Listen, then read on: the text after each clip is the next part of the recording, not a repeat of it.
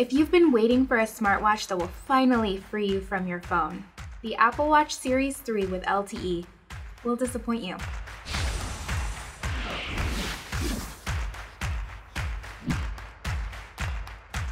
One of the biggest criticisms of the Apple Watch since day one has been that it relies too heavily on the iPhone.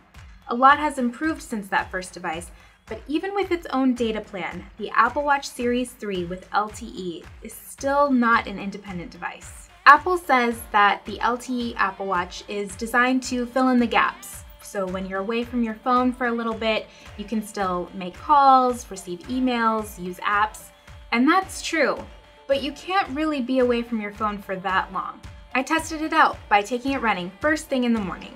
I downloaded some Apple Music playlists and left my phone behind.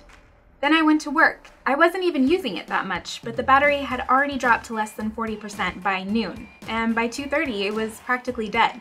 It still seems like it should be able to do more for $399 plus $10 a month for a data plan. Another issue I ran into was making phone calls.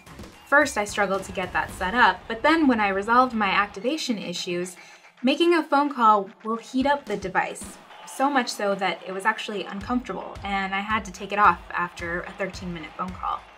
Some of the early Apple Watch reviews noted that the watch had some cellular connectivity issues, and while Apple says that some of those issues are attributed to a Wi-Fi bug, where the watch will try to connect to a Wi-Fi network that requires a password login, say at a Starbucks or a hotel.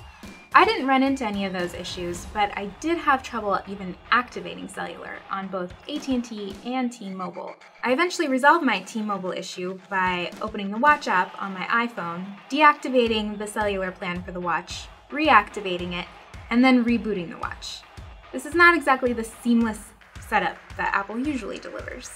While the cellular Apple Watch wasn't everything that I had hoped it would be, the non-LTE version is a great device.